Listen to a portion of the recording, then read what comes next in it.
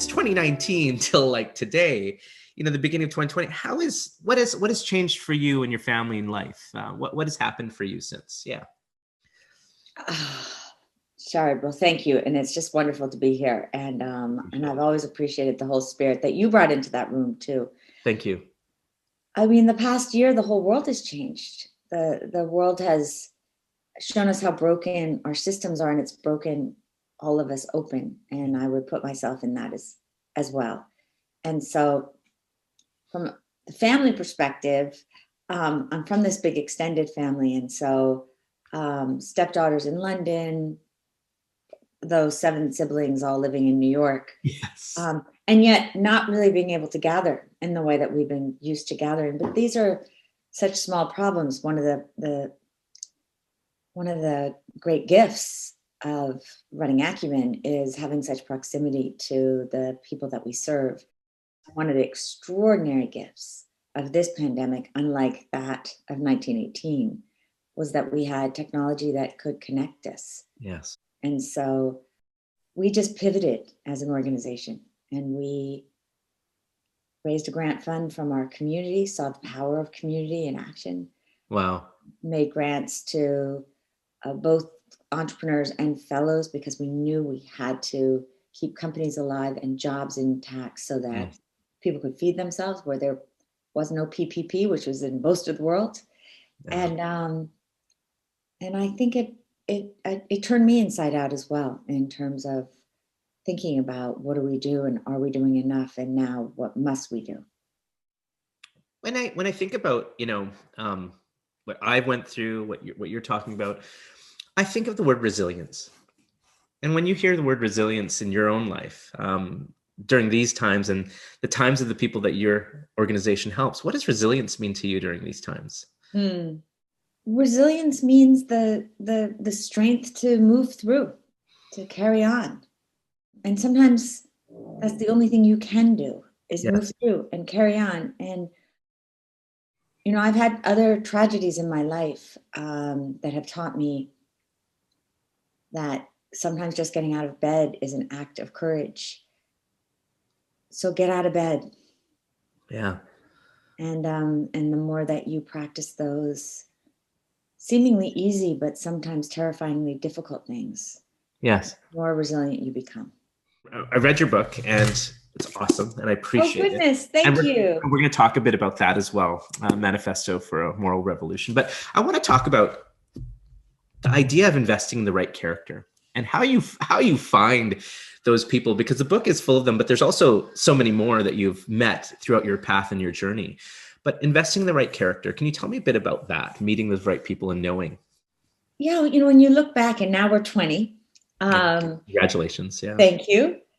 I've literally worked pretty closely with 150 entrepreneurs building companies and 1,000 when you look at all of our fellows and all of our entrepreneurs. And Sharad, when I think about those individuals that had the resilience and the grit and the drive, but also the moral imagination to immerse in community and to understand systems and to move always with this North Star in mind, not to play the games of doing the easy thing rather than the right thing. Hard to do. Yes. It comes down to character. And how you find them is, I actually think they're in abundance, but that too often we're taken by the beautiful deck or business plan or snazzy technology or charismatic storyteller. Yes. And it requires us to have the patience to go underneath. Find me those people who are driven to serve others and who are doing it not so they can get on stage and not so that they can get rewarded with money, power, or fame, but so that they can understand the human condition, predicament, possibility set. Wow. Lean into it. As a leader, and as a thinker, I want to know where that mindset came from. Like I look at families and sort of the idea of like, and you had a group of siblings, like there was, a big group and your parents Could you tell me the mindset of leadership that, and also from a North American perspective, we don't think that way all the time, for you to go to Rwanda, to India, to these places to help people, not in a fractional way, in a very big way, that mindset had to come from somewhere, because not everyone has the steadfast ability to just keep doing that good work. And I want to ask you where that came from. I don't fully know where it all came from. You actually talked about it, a few different pieces, right? There's the steadfast sense of duty to something bigger than myself. I think that came from family. Great. The immigrant experience, my father being a patriot who went to West Point, wow. The Catholic experience, give back to whom much is given, much is expected. Yes. And duty. Yes. Which is a word we don't talk about, frankly, enough anymore. That's right. So I always was raised with a great sense of duty.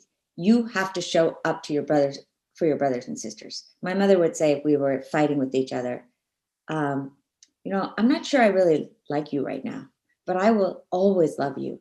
And your job is to show up for each other.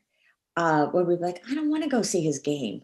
And I think having these guardrails, in my case, of a religious upbringing and an immigrant upbringing, a big family upbringing with a tiger mom who had no trouble telling us what was expected of each of us, that I think in all 7 of us, we grew a grittiness, a resiliency, a loyalty.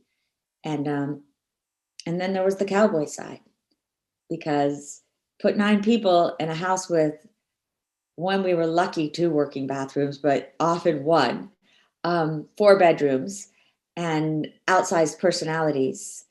And you had no choice, Sharad, but to become scrappy, a little bit reckless, and wanting to eat up life. Yeah. And I think that's as much a family trait as the showing up, the duty, and the hard work. One of the things I feel deeply committed to is an Acumen Academy, which is Acumen's School for Social Change, is that we, one, on a platform level, on our online version, acumenacademy.org, we're open to anyone, anytime, everywhere.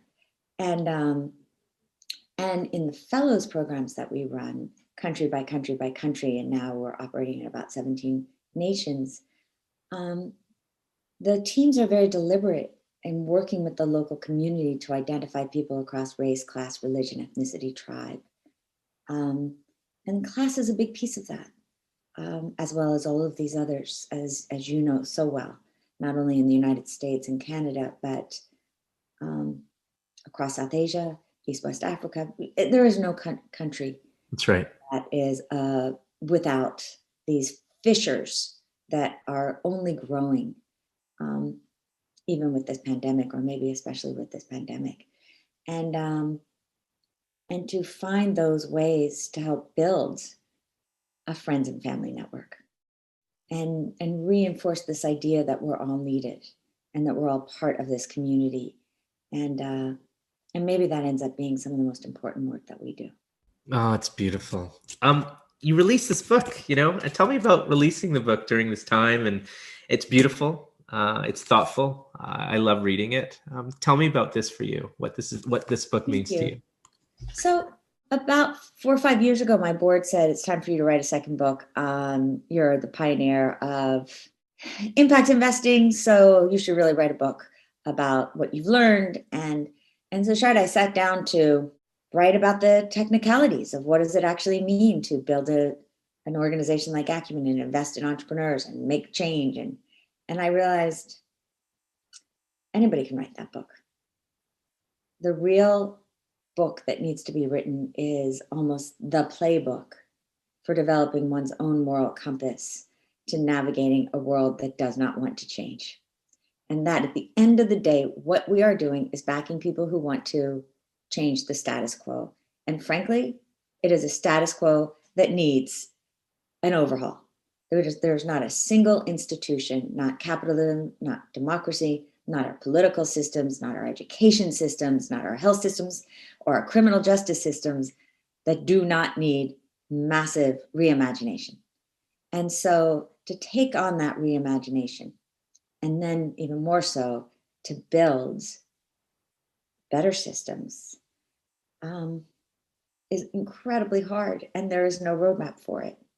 And so the hope of this book was to say to all the aspiring change makers, there's actually a set of practices that if you learn them and if you practice them, will actually help you not only develop your own moral compass, but will help you develop the very hard skills that it takes to have that kind of resiliency you talked about.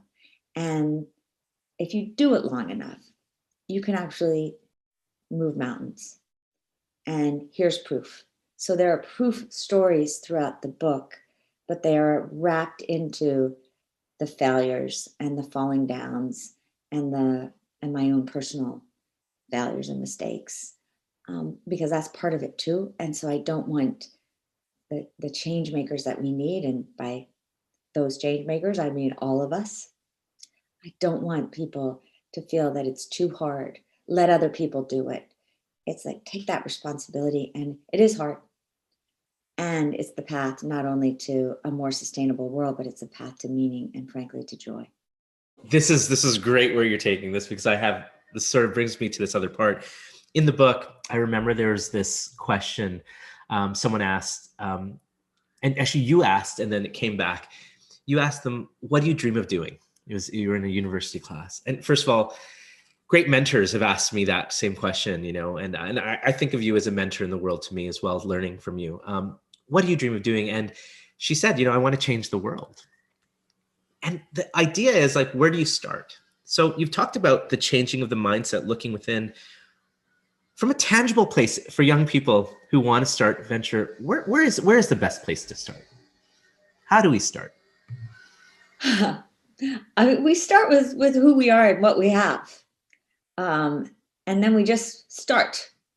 The Jesuits say, go to the place where your deepest yearning meets the world's greatest needs. And I actually think that the wisdom of that is unparalleled. Too often we start with, well, what's my purpose? And that's a false conceit that we even know. Some of us are lucky to know that we want to make change, that I really care about women's issues. But many of us just have this urge to be of use, to be of service, and we don't know where to start. But if we just look around us and see the problems that are out there that are asking us to help solve them, the next step is to think about, well, which one might I be drawn to? And then take a step toward that problem. See the opportunity that lies within every problem, and see what you learn from taking that step, because then you can take another step. And if that just completely still baffles you, find someone who has figured out her purpose and follow her. Find the leader, watch them, learn from them, and until you're ready to take that first step.